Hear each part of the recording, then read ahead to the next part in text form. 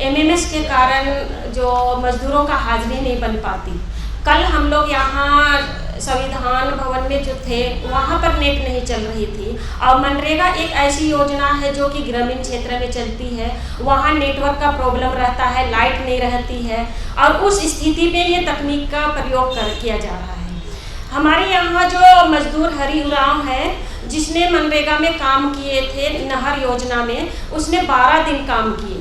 12 दिन काम करने के बाद भी उनकी 4 दिन की हाजिरी बनी और 8 दिन की हाजिरी कट गई। तो इसके जिम्मेवार कौन है? क्या मजदूर है? मजदूर की गलती है कि वह मनरेगा में काम किया, या सरकार जो ये नई जो तकनीक लेके आई है उसमें? तो ये जो सरकार है ये मजदूर विरोधी सरकार है। एक तो मनरेगा में बजट हर साल कटौती करती है, जिसके कारण ये साल भर में पैसे नहीं पूर पाते हैं, समय समय पे बजट कम हो जाती है, जिसके कारण मजदूरों का लंबित भुगतान रह जाता है। दूसरा है कि समय पर काम नहीं मिलता। मजदूर काम मांगते हैं, यहाँ गारू प्रखंड का है जो 9वां महीना में काम मांगे थे मजदूर, उनको आज तक काम नहीं मिला, और बेरोजगारी भत्ता का जब वो लोग दावा किए वो भी नहीं मिल पाया। तो क्या है कि सरकार एक तो बजट कम कर रही है, काम कम कर रही है, मजदूर काम मांगते हैं उनको काम भी नहीं मिलता, तो मजदूर आखिर क्या करे? इतनी सरकार मनरेगा को कठिन कर दी है कि लोग मनरेगा में काम नहीं कर पा रहे हैं। जब उनकी हाजिरी ही नहीं बनेगी तो लोग काम करके क्या करेंगे? तो जाहिर सी बात है कि पलायन को तो सरकार ही बढ़ावा दे रही है।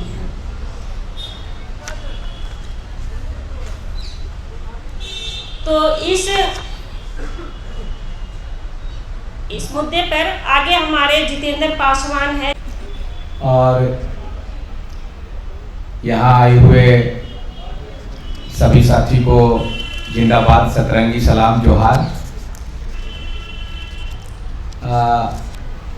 साथी, बात एक ऐसा आ रहा है कि जैसे मनरेगा कानून में कहता है कि 15 दिन के अंदर में, 7 से 14 दिन के अंदर में भुगतान हो जानी चाहिए। जो हम नहीं कह रहे हैं, जो बना है ये एक्ट वो कह रहा है कि 7 से 14 दिन के अंदर में भुगतान हो जाना चाहिए। अभी गांव में क्या हो रहा है कि अगर काम करने जा रहे लोग, अगर हाथ में उनको मास्टर रोल मिला है, काम करने अगर चला जा रहा है लोग, तो काम उनको कड़ी मिट्टी हो या ढीली मिट्टी हो, पहले तो उसको मिट्टी नाप के देना पड़ेगा काम में। कि बिहार में पहले 80-68 था, 80 घन फीट पुरुष को और महिला को 68 घन फीट काटना है, तभी आपको पूरा मजदूरी मिलेगा। अब कुछ मिट्टी घटाया है, 65 घन फीट और 58 घन फीट किया गया है बिहार में। अब उतना मिट्टी काटने के लिए हमारी दीदी, हमारे भैया अपना कुदाल टोकरी लेकर के मिट्टी काट के 7 दिन 14 दिन तक काम कर लेता है। आप बताइए, मास्टर रोल 2 तरह का निकलता है, या तो 7 दिन का, एक 7 दिन का, दूसरा 14 दिन का। अगर लगातार 14 दिन काम कर रहे हैं, मास्टर रोल आपको 12 दिन भरना है, 2 दिन छुट्टी लेना है रविवार का। अगर मास्टर रोल 12 दिन भराता है, 2 दिन बचता है हमारे हाथ में छुट्टी करने का, एक रविवार को।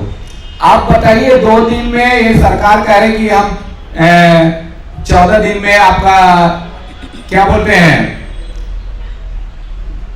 एफटीओ कर दे रहे हैं। अगर हम कह रहे हैं कि अभी सरकार न जा रही है, तो हमारे ही साथी लोग आ रहा है अलग अलग राज्य से, हमारे दीदी और भैया आ रहा है।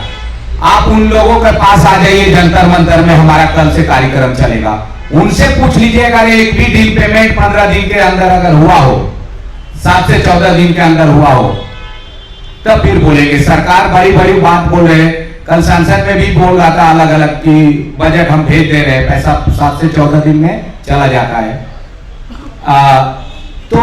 देरी का कारण हम समझ रहे थे, एक तरह से साधारण उदाहरण, अगर हमारे गांव घर में काम करने के लिए अपने घर में अगर मजदूर लगाता है लोग घर ठीक कराने में, तो उसको पहले सामग्री का बजट बना रहा है ना, तो उससे पहले मजदूर का बजट बनाता है एक आदमी, एक मामूली सा मजदूर और मिडिल क्लास के लोग। पहले मजदूर का बजट कितना होगा, कैश पैसा रखना पड़ेगा, और तभी सामग्री का अगर दुकान में जाएंगे तो कुछ पैसा देके उधार भी ले आता है, लेकिन मजदूर का पैसा अपने पॉकेट में होना चाहिए, क्योंकि शाम को उसको मजदूरी चाहिए, तो वो करता है।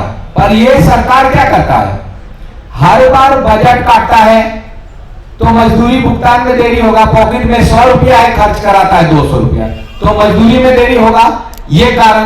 दूसरा, ये जो क्या कहते हैं टेक्नोलॉजी प्रॉब्लम हुआ है, ये लाया है मोबाइल से, इंटरनेट, आधार बेस्ड पेमेंट। आधार बेस्ड में भी आप देखिए लोग पोस्ट ऑफिस जाता था पहले पैसा उठाने, उससे पहले कैश पेमेंट था, पोस्ट ऑफिस जाता था, लोगों को पोस्ट ऑफिस वाला में भी 15 दिन में नहीं मिला। तो देर जब होता है तो ये पीआरएस, एक पीआरएस को 3 पंचायत दिया है, वो एफडीओ करेगा कैसे, जेई को भी एक ही जेई है एक ब्लॉक में, और वो कह रहा है कि हम दे रहे हैं 15 दिन में पैसा। ऐसा तो नहीं हो सकता। अगर उनको अगर जानना हो, आपको अलग अलग राज्य जाने की जरूरत नहीं है, हम कह रहे हैं मोदी जी आप खुद ही आ जाइए दिल्ली में जंतर मंतर, कल परसों हमारा मजदूर से मिल लीजिए, अगर मजदूरी भुगतान समय पे हो गया है वो, तब आपके पास ही आ गया है, आप आ जाइए अब मिलने के लिए, और ये बड़ा बड़ा वादा मत करिए। और दूसरा, आप लोग ये कहते हैं कि हमारा तो शोषण कर रहा है एक तरह से मजदूरी में भी, वही सरकार लागू किया है अकुशल मजदूरों का मजदूरी 20,000 रुपया महीना, 20,300 कुछ रुपया महीना, और अभी हम लोगों को मनरेगा में दे रहा 245 रुपये। तो देरी का कई कारण है, नेटवर्क, हाजिरी नहीं बनना, लोगों को कई तरह का समस्या आ रहा है, देरी का कारण यही है। और कह रहा है कि 15 दिन में कर रहे हैं, हम लोग जितना साल से मनरेगा में काम कर रहे हैं, एक भी पेमेंट हमको अगर 7 से 14 दिन में मिल गया होगा तो फिर कहे, हमारा नाम से भी हमारा जॉब कार्ड नंबर 265 है, देख लीजिए अगर एक भी पेमेंट 15 दिन में हुआ हो। राज्य में कुछ ना कुछ प्रॉब्लम चल रहा है। सबसे बुरी हालत है वेस्ट बंगाल की, क्योंकि 3 साल से वहाँ पे काम बंद होके पड़ा है। 2021 17 दिसंबर वहाँ पे आखिरी बार काम मिला था लोगों को, उसके बाद से ना लोगों को मजदूरी मिले थे ना काम मिला था। तो उसने ये जो हम मेरे साथ भी एक साथी आए हैं पुरुलिया से, और मुझसे इसके बाद बात रखेंगे अपना, पर ये जो साथी हैं, ये जो श्रमिक हैं, ये लोग गए थे उस अपना जो हक का मजदूरी है वो लेने के लिए वो पंचायत में गए थे, बीडीओ के पास गए थे, डीएम के पास गए थे, कहीं से भी इन लोगों को कोई भी सहायता नहीं मिला था। इन लोगों ने दिल्ली में आके धरना भी लगाए थे 60 दिन का, वो वहाँ पे भी केंद्रीय मंत्रालय से बात करने की कोशिश किए थे, वो लोगों ने भी बात नहीं किया। फिर और सबसे बड़ी बात ये है कि 2020 उसमें West Bengal the best performing state था एनआरजीए में, और उसके नेक्स्ट साल ही उसको एनआरजीए एक्ट के 27 धारा को लागू करके वहाँ का पेमेंट बंद कर दिया। भ्रष्टाचार हुआ है ऐसे बोल के। हम लोग ये नहीं बोल रहे कि भ्रष्टाचार नहीं हुआ है, पर भ्रष्टाचार जो हुआ है, जिन लोग इस भ्रष्टाचार के लिए जुड़े हुए हैं उन लोगों को पकड़िए, और उन लोगों को पकड़ने के लिए 3 साल कहीं ज़्यादा, बहुत ज़्यादा टाइम है। यहाँ पे जो लोग मजदूर है, जो लोग अपने मजदूरी करके पैसा कमाया है, उन लोगों ने तो कोई भ्रष्टाचार नहीं किया है, उन लोग क्यों ये इसका प्रॉब्लम्स को झेले। और कल पार्लियामेंट में जो भी बात हुआ, हम लोग के केंद्रीय ग्रामोन्नयन मंत्री शिवराज चौहान जी जो बोले कि हर स्टेट का पैसा उन लोगों ने दे दिया है, पर आपको सबको बोल देती हूँ कि अभी तक केंद्र सरकार ने जो इन लोगों का जो मजदूरी था वो 1 पैसा भी इन लोगों को नहीं दिया। 2024 में लोकसभा वोट के पहले राज्य सरकार ने इन लोगों को कुछ कुछ मजदूरी का पैसा उन लोगों को मिला, सबको सब पैसा नहीं मिला, कुछ कुछ पैसा मिला है। तो अंबोडी साहब उसके बारे में बात करेंगे बाद में आप लोगों के सामने। बट जो उन लोगों ने जो केंद्रीय ग्रामोन्नयन मंत्री ने जो बात छेड़ा है वो एकदम ही गलत है। उन लोगों ने वेस्ट बंगाल में अभी तक एक भी पैसा यहाँ पे नहीं दिया है। 2021 दिसंबर तक जो लोगों ने काम किया था। और दूसरी बात यह है कि वहाँ पे भी पार्लियामेंट में ये भी बात हुआ है कि काम वहाँ पे बंद होके रखा है क्योंकि वहाँ पे भ्रष्टाचार का कंप्लेन आया है। पर जो आर्टिकल 27 जो लागू किया गया है वो उसके बारे में भी बात किया गया है। पर आर्टिकल 27 अगर आप लोग देखें तो वहाँ पे लिखा गया है कि एक स्टिपुलेटेड टाइम में ये जो भ्रष्टाचार हुआ है उसका ठीक करना है, उसको देखना है, जो भी लोग जुड़े हुए हैं उन लोग के अगेंस्ट में स्टेप्स लेना है। ऐसा नहीं है कि आप साल भर 2 साल 3 साल तक आप काम बंद करके रख दें। अगर आप वेस्ट बंगाल के किसी भी गांव में जाएंगे तो वहाँ पे देखेंगे कोई पुरुष लोग नहीं है। क्यों? क्योंकि वो लोग सब माइग्रेट होते जा रहे हैं। उन लोगों को नहीं चाहते हैं वो लोग बाहर जाना, वो लोग घर में मतलब गाँव में रह के ही काम करना चाहते हैं। वो लोग अभी भी वो लोग इसीलिए मतलब जब कोविड के टाइम में वो लोग वापस आ गए, वो ये एनआरईजी 100 दिन का काम उन लोगों को जिंदा रखा था और अभी ये बंद हो गया है तो वो लोगों को लाचार होकर वो बाहर जा रहे हैं। तो मैं और ज़्यादा नहीं बात करूंगा क्योंकि और भी बहुत सारे स्पीकर्स हैं। मैं नेक्स्ट अम्बरीशदा आए हैं पुरुलिया से, मैं उसको बोलूँगा कि उसके साथ जो भी हुआ है वो आप लोगों के सामने रखने की। नमस्कार, जोहार। हम वेस्ट बेंगल पुरुलिया पुंजा पीएस बिंदु আমরা যে 100 দিন বা এনআরজিএস এর নারীগাজের কাজ করতাম ডিসেম্বর মাস লাস্ট 2021 আমরা কাজ পেয়েছি। তারপর থেকে 22, 23, 24 টোটাল আমরা এনআরজিএস কাজ পাইনি। যেটা 2021 যে কাজটা আমরা করেছিলাম লাস্ট, সেই কাজটা আমরা বেতন পাই গত লোকসভা ভোটের আগে, সেটাও কিছু কিছু আমরা পেয়েছি। যার হয়তো 15,000 টাকা ছিল উনি পেয়েছেন 7,000 কি 10,000। এখনও অনেক শ্রমিকের টাকা কাজ করার ডিউ বাকি আছে। তো এই যে আমরা গ্রামে নারেগা এনআরজিএস কাজ করতাম, সেটা স্বামী এবং স্ত্রী দুজন মিলে কাজ করতাম। পঞ্চায়েতে কাজ চাইতাম 14 দিনের জন্য, পঞ্চায়েত কাজ দিত 7 দিন কি 8 দিন এরকম। কিন্তু 7 দিন যদি পঞ্চায়েত কাজ দেয় তবুও আমরা স্বামী স্ত্রী যদি দুজন কাজ করতো তাহলে 14টা মজুর হয়। তো সেখানে আমাদের ওয়েস্ট বেঙ্গল গভর্নমেন্ট 223 টাকা রেট, लगभग 3,000 টাকা হতো। সেই 3,000 টাকা দিয়ে আমাদের সংসার চলার পক্ষে একটু হতো না ভালো, কিন্তু তবুও স্কুল বাচ্চা পড়ানোর জন্য, চিকিৎসার জন্য, সংসার খরচের জন্য মোটামুটি চলে যেত।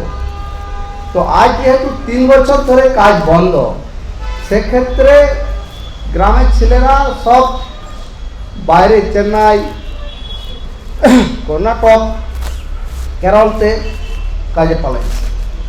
কারণ ওখানে কেরল অনেক আমাদের গ্রামের ছেলেগুলো চলে এসেছে, কারণ কেরলে 700 টাকা মজুর রেট আছে। তো এমন পরিস্থিতি হয়েছে ওখানে যে গ্রামে কোনো বড় ধরনের দুর্ঘটনা যদি ঘটে তো ছেলে পাওয়া যাবে না। এই পরিস্থিতিতে এই এনআরজিএস কাজটা বন্ধ হওয়ার জন্যে ওয়েস্ট বেঙ্গল তথা গ্রামের মজদুরদের খুব অসুবিধার মধ্যে জীবনযাপন করতে হচ্ছে। তো এখন তো আমাদের ওখানে কাজেই নেই, টেকনোলজি সিস্টেম কি হচ্ছে না হচ্ছে আমরা কিছু বুঝতে পারছি না। আমরা আশা করব যে ওয়েস্ট বেঙ্গলে যাতে তাড়াতাড়ি কাজটা চালু হয়, আমরা কিছু আর্থিক দিক থেকে একটু সাপোর্ট পাবো, এবং এই যে 223 টাকা যে রেট আছে সেটা আমরা মনে করছি অনেক কম রেট, সেটা যাতে একটু বাড়ানো যায়। এই দুটি দাবি নিয়ে আমার বক্তব্য শেষ করছি। हिंदी में ट्रांसलेट कर दे रहा हूँ। उसने बोला कि 2021 दिसंबर में वो लास्ट काम किए थे, उसके बाद 22, 23, 24 तक काम अभी तक बंद होकर पड़ा है। और जब लोकसभा का वोट आया उससे पहले उसका जो पेंडिंग वेजेस जो था उसका कुछ पैसा उसको मिला है। उसका लगभग 15,000 का ड्यू था, उसमें से उसको मिला है 7,000 रुपये।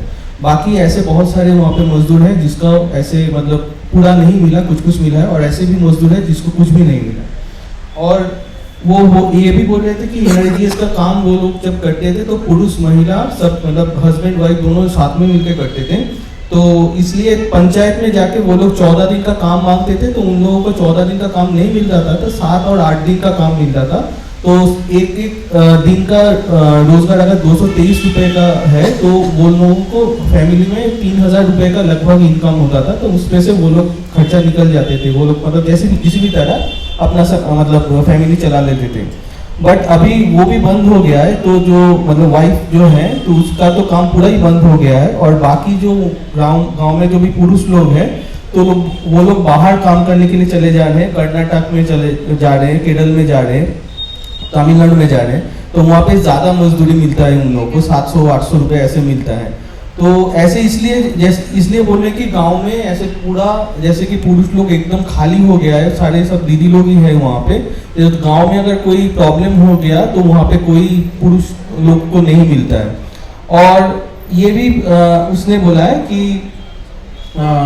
वो चाहते हैं कि ये जो एनआरजीएस का काम है वो जल्द से जल्द शुरू हो, क्योंकि ये सारे लोग इसके ऊपर बहुत डिपेंड करते थे फिनेंशियली। तो ये अगर शुरू हो जाए तो वो लोग माइग्रेट भी नहीं करना पड़ेगा, तो वो लोग यहाँ पे गांव पे रह के काम कर सकते हैं और थोड़ा उन लोगों का इकोनॉमिकल सपोर्ट भी मिलेगा। और वो ये भी बोल रहे हैं कि 223 रुपये जो उन लोगों का जो मजदूरी का रेट है वो भी बहुत कम है, वो भी बढ़ना चाहिए। कल और परसों 2 दिन हम लोग जंतर मंतर में धरना दे रहे हैं, वहाँ आइए और ज़मीनी हकीकत मनरेगा का क्या है उसको जानिए। अभी आगे रेनू बात रखेगी जो मनरेगा मजदूर यूनियन उत्तर प्रदेश से। सभी को जिंदाबाद। मेरा नाम रेनू पटेल है। मैं बनारस यूपी जहाँ मोदी का सांसदीय क्षेत्र है राजरानी ब्लॉक से हूँ। जैसे कि अभी जो मोदी हमेशा हर स्कीम निकाल रहे हैं, नए निकाल रहे हैं, तो ऑनलाइन सिस्टम नरेगा में जो कि पिछले 6 महीने 1 साल से कर दिए हैं, तो इससे उनको लग रहा है कि जैसे मजदूरों को बहुत लाभ होने लगा है, लेकिन मजदूरों को कितना क्षति हो रहा है, कितना उनका नुकसान हो रहा है। साइट पर नरेगा पर जब मजदूर साथी जाते हैं तो उनका हाजिरी नहीं लग पाता है ऑनलाइन से। उनको कितनी परेशान किया जाता है, रोजगार सेवक द्वारा प्रेशर डाला जाता है कि आप आइए। एक हाजिरी के लिए उनको 4 दिन 5 दिन दौड़कर सुबह शाम आना पड़ता है, बस सिर्फ हाजिरी लगाने के लिए 237 रुपया दे रहे हैं मजदूरों को, और उसके लिए उन लोग 3 दिन 4 दिन लगाते हैं। और उसमें मजदूर 1 हफ्ता का, अगर रोजगार सेवक 1 हफ्ता का या 15 दिन का मजदूर संख्या निकालता है तो मजदूरों को 4 दिन 5 दिन ही काम देता है, और हाजिरी पूरे 15 दिन का ले लेता है ऑनलाइन लगाकर। मजदूर बोलते हैं, विरोध करते हैं, फिर भी वो रोजगार सेवक उन पर दबाव करता है। तो सरकार को ये लगता है कि हम जो नए सरकारी स्कीमें निकाले हैं तो उससे मजदूर साथी बहुत प्रसन्न है, लेकिन उनकी जिंदगी में क्या हो रहा है उनको ये पता नहीं है। यदि हम यहाँ मतलब जो हमारे बंधु साथी पत्रकार हैं, हमारे साथ बहुत से मजदूर साथी आए हैं जो कि मोदी के छात्रजी क्षेत्र से हैं, तो आकर वहाँ पर जंतर मंतर पर कल वो रहेंगे, उनसे वार्तालाप करके उनके विषय में जाने और उनकी बात को जो है उनको सरकार तक और पहुँचाए, या तो मोदी खुद आकर यहाँ पर देख ले। जो बनारस में बड़े बड़े टोकियो बनवा रहे हैं और सरकार लोगों की जमीन नहीं छीन रहे हैं, और जहाँ नरेगा चलना चाहिए और नरेगा नहीं चला रहे हैं लोग, वहाँ पर बड़ी बड़ी कंपनियां खरीद रहे हैं। उनको लग रहा है कि ये फैक्ट्री जमीन फैक्ट्री के लायक है, तो तुरंत उस पर उनका नजर चल जा रहा है और वो बोल रहे हैं तुरंत कि ये आबादी क्षेत्र हो गया है, वो तुरंत आबादी घोषित कर दे रहे हैं। उनको तुरंत पूरे यूपी, पूरे काशी में अपने जितने वाराणसी जिले हैं सब जगह वो उनको लग रहा है कि ये जमीन बस कंपनी के लिए है, बस कंपनी के लिए। और मजदूरों का उनका ध्यान नहीं है कि मजदूर से ही तो कंपनी बनेगा, मजदूर से ही तो देश चल रहा है, तो उनको मजदूरों का देश का पता नहीं है। तो ऑनलाइन सिस्टम जो है वो उनको बंद कर देना चाहिए। उनसे मजदूरों को कितना दिक्कत हो रहा है, उनको 4 दिन 5 दिन उसके लिए बस 237 रुपया के लिए दौड़ना पड़ता है। कितने मजदूर अपने कभी अगर किसी का मृत्यु हो जाता है तो हाजिरी लगाने के लिए नहीं जा पाते हैं। डेट डेट में चले गए तो उनका हाजिरी कैंसिल कर देते हैं रोजगार सेवक। बहुत से दिक्कत परेशानी आ रहे हैं। और फिर उसके अलावा और उनको मजदूरी भी लेट से दिया जाता है, 6 महीना साल भर ऐसे कर करके मजदूरी देते हैं। और रोजगार सेवक बोलेंगे कि आपके अकाउंट में चला गया, आप जाके चेक करिए। तो मजदूर कितने दौड़ते रहेंगे, बस 200 रुपया मजदूरी के लिए दौड़ते रहेंगे। जो हम एक बात कहना चाहते हैं कि जो सरकारी दफ्तर हैं उनका भी अगर ऑनलाइन हाजिरी लिया जाए तो उनको पता चलेगा कि कितनी कठिनाई होती है एक हाजिरी हमको देने में, पैसा लेने में। तो उनको भी ऐसे ही सिस्टम से करना चाहिए। जो सरकारी दफ्तर हैं, सेक्रेटरी हैं, जो वीडियो बैठते हैं, जो प्रधानमंत्री खुद है, उनका भी एक दिन का काम का ऑनलाइन हाजिरी ले कि ये कितना काम कर रहे हैं, साइड पर उनको बुलाना चाहिए। धन्यवाद। Hello everyone. I think the worker deletion, job card deletion story has been running around for last couple of years, as most of you might have already know. But to update, as on today, like last 3 years, we have deletions of about 9 crore. 9 crore workers got deleted from the MGNREGA roles. And if we sort of see the additions and deletions, because union government always says, deletion and addition of workers is a routine exercise. But if you look at those numbers, the net deletion is still at 6 crores. So that's an important point to note. And recently, like we did a study by sort of sampling one block from each state randomly, and what we found is about 71% of the worker deletions, which is about 6 crores, is sort of deleted with the reason worker not willing to work. Just imagine, like all these crores of workers are saying we don't want to work, so delete our job cards. That's the reason that is being given in MIS. But let us actually look at what is the process that is sort of given in the Act, and also some of the circulars which union government itself sort of released, articulating the process of deletions. Actually, if we see, there is huge discrepancy between what the union government's master circular says and what does MIS shows. If I am a block level official whose job is to sort of update the job cards, delete them, delete the workers and all, the reasons that are given are 13. But whereas if we see the master circular, it only talks about 5 reasons. So why they have included these 8 reasons, we don't know. And among which we have like not willing to work is also one of the reasons. So basically it raises the question whether it's actually an eligible reason in the first place. And is it sort of going against the spirit of the Act itself is also something that one had to understand. And also, like time and again, union government is also said multiple times, as I mentioned before, it's a regular exercise that we sort of get into. But if we sort of look at see if I'm a worker, if I'm like got deleted with this reason called not willing to work, the process says all the deletions should happen through Gram Sabhas, and there is no such process that we have come across anywhere in the country. And also, like at least in the states that we have seen closely. And once if I got deleted, then the process of reinstatement, I had to, like my case has to reach the state level login.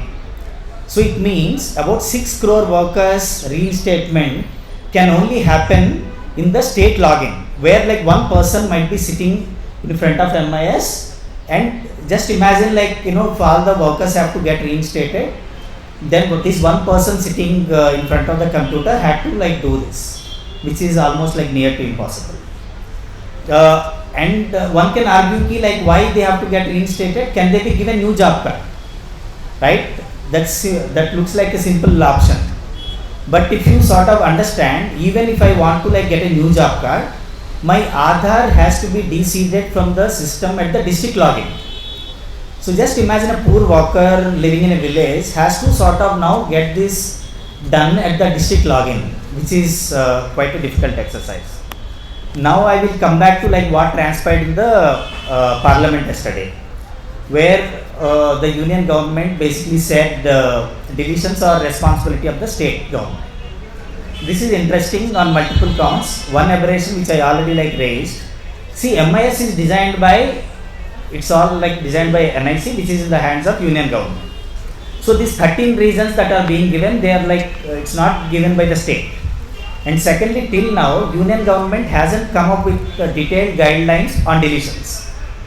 They just say ki like, what all is there on the master circular is only like people have to follow. Just imagine like frontline workers has to sort of understand, because every digital system would require a clear, thorough articulation of things which can be understood at the frontline official level. So there are no like guidelines that happened that are given by the MWD so far. And thirdly, see, some of you have also like carried these stories already on this. See, in May this year, like in 2024-25, MWD sort of flagged actually like violations. They have written letters to the state saying like, you are violating the act. But when it comes to like workers' rights and this use upsurging deletions, they are saying it's not our responsibility, like responsibility of the states. This is like, we feel it's double talk only. Yeah, finally, like we want to wind up by putting forward few. One is like guidelines have to be issued on deletions, and these MIS, these should be like changes that should be made in MIS where many of these reinstatements can happen at the panchayat level, so that people don't have to sort of approach the state level, and also like publish the list of workers at the panchayat level. Most workers don't have any idea that they got deleted and also for what reason they got deleted, and there should be a process of like challenging it and apply for reinstatement. And lastly, like I think there should be a moratorium that should be imposed on deletions till the time all these things are done. And if this thing called ABPS is not revoked, I think the deletions will persist, and even now like 27% of the workers are still not eligible for ABPS, so they are like completely out of the system. And even by the Government of India's own admission, 4% of the active workers, like workers who are engaging very actively in NREGA, they are also like now lost access to work. Thank you. दोस्तों, कल लोकसभा में ग्रामीण विकास मंत्री जी शिवराज सिंह चौहान ने नरेगा का बहुत सुंदर तस्वीर बनाया। आप उनकी बात सुनेंगे या मंत्रालय का जो MIS है, इसको अगर देखेंगे तो आपको लगेगा कि नरेगा बहुत ही अच्छे से चल रहा है, कोई दिक्कत नहीं है, सबको मांगने पर काम मिल रहा है, मजदूरी भुगतान टाइम पर हो रहा है, फंड की कोई कमी नहीं है। लेकिन आज हम लोग ज़मीनी हकीकत की बात किए हैं और अलग अलग राज्यों से आके लोग अपनी बात रखे हैं, और इससे आपको पता चला कि वास्तविकता ये है कि आज भी नरेगा मजदूर संघर्ष करते रहते हैं और हर चीज़ के लिए इनको लड़ना पड़ता है और तरह तरह की समस्याएं झेलने जाती हैं। काम के लिए संघर्ष करना पड़ता है, भुगतान के लिए संघर्ष करना पड़ता है, न्यूनतम मजदूरी के लिए संघर्ष करना पड़ता है, हर चीज़ के लिए अभी भी संघर्ष करना पड़ता है। नरेगा एक बहुत क्रांतिकारी कानून है जो पूरा दुनिया को प्रेरणा दे रहे हैं। अभी भी एक ही देश है जिसमें रोजगार गारंटी लाया गया है, वो है भारत। पूरा दुनिया इसको देख रहे हैं कि सफल होगा या क्या होगा, इसको सफल करना बहुत ज़रूरी है। और आप याद रखिए कि 2011, 12, 13 तक काफ़ी सुधार हो रहा था, जहाँ तक कि 2011, 12, 13 में 11, 12 में उस समय ज़्यादा से ज़्यादा पैसा मज़दूरों को ही पहुँच रहा था। ये 2011-12 का जो नेशनल सैंपल सर्वे और इंडिया ह्यूमन डेवलपमेंट सर्वे, दोनों से ये पता चल रहा है कि most of the expenditure on NREGA wages is reflected in this household service. थोड़ा सा गैप है, लेकिन a lot of progress has been made in eradicating corruption and making the program, if not successful, at least functional and viable and sustainable. लेकिन दुख की बात है कि पिछले 10 साल में चारों तरफ से इस कानून को कमज़ोर किया जा रहा है, और इस कानून को कमज़ोर होने का सबसे बड़ा कारण मेरी समझ में वो है कि भुगतान टाइम पर नहीं हो रहा है। टाइम पर छोड़िए, कभी कभी नहीं भी हो रहा है। आजकल NNMS अटेंडेंस के कारण कई बार लोगों का अटेंडेंस ही नहीं हो रहा है, जिसके कारण भुगतान हो नहीं रहा है। इससे क्या बड़ा अन्याय हो सकता है कि आप मजदूरों से काम करवा रहे हैं, उसके बाद पेमेंट नहीं हो रहा है। So this is a grave injustice. It has been going on for more than 10 years. And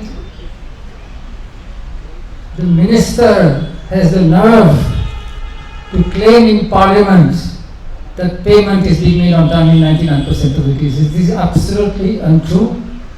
Let me clarify what this statement means. जब वो लोग कह रहे हैं कि 99% पेमेंट टाइम पर हो रहा है, what they are saying is only this, that in most cases the payments, what they call FTOs, the fund transfer orders, are being generated on time. That may be true, but the point is not the generation of payment orders. The point is the crediting of the worker's account. That is what counts. That is where the workers have a legal right that within 15 days of working, the money must be with them in their account. And LICTEC, here Chakri is a member of LICTEC, they have studied the full payment process, not just payment generation, but the payment process until crediting of accounts. And they found that in barely half of the cases, the accounts are credited within 15 days. And in many cases, it takes weeks or even months for the accounts to be credited, if they are credited at all. So it's important to understand this distinction between generation of payment orders and actual payment. And it's based on this distinction that the ministry is making a very misleading claim that the payments are being made on time, when that is absolutely untrue. Can I give an example? He wants to give an example. Just as a metaphor, see, if I am like working somewhere and I am like supposed to be paid on first of the month. So my employer, instead of like giving me salary, वो मुझे एक post dated cheque दे देगा जिसमें date भी नहीं होगा। तो फिर चेक मिल गया ना, तो फिर पेमेंट हो गया, मतलब आपका सैलरी मिल गया है। So that's the argument actually like government is making. And let me say once again, this is not based on some case studies, this is based on a study of 3 crore payments. They have studied 3 crore payments. And my question to the ministry is, why are you not doing this? You have the data, they are using the ministry's data.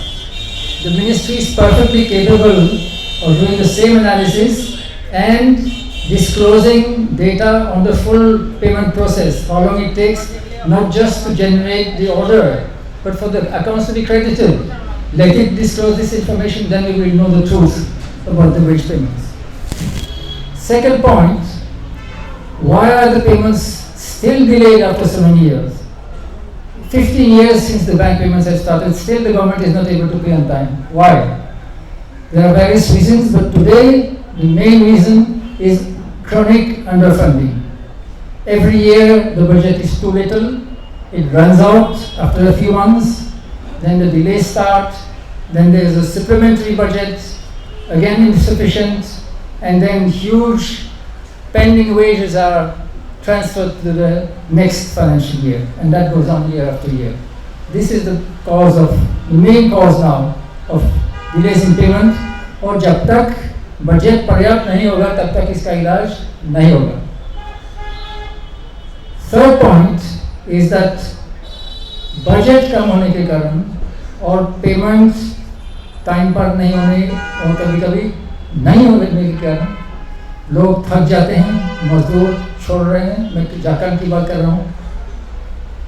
Jharkhand कई मजदूर बोलते हैं कि हम क्यों काम करेंगे जब तक पेमेंट नहीं होगा, और इसका नतीजा यह है कि लोग काम छोड़ रहे हैं और फिर ठेकेदार और बिचौलिया घुस रहे हैं और प्रोग्राम को कैप्चर कर रहे हैं.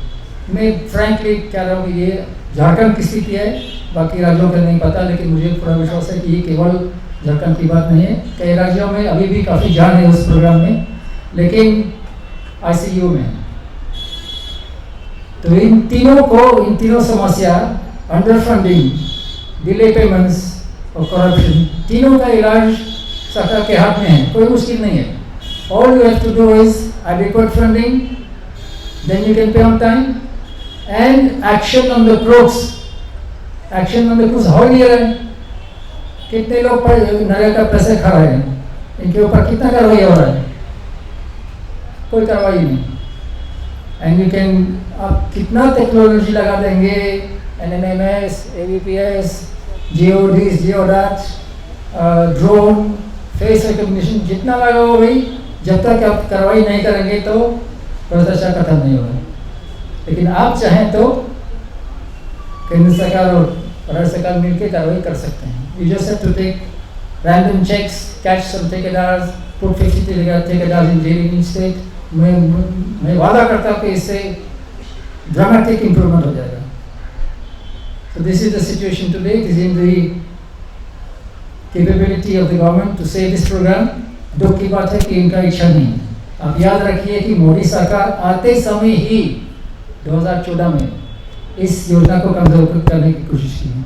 They wanted to restrict it to selected districts. फिर वो नहीं हो पाया क्योंकि there was too much opposition.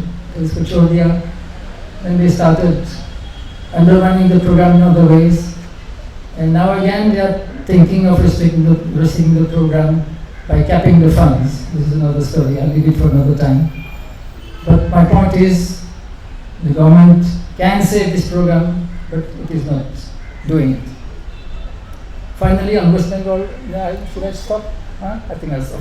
I think West Bengal story is very clear. The gross injustice is being done to West Bengal, and there is nothing in Section 27, because Kendra Sarkar Section 27 का बहाना लेके ये सब कर रहे हैं. There is nothing in Section 27 that authorizes the government not to pay the wages of the people who have worked.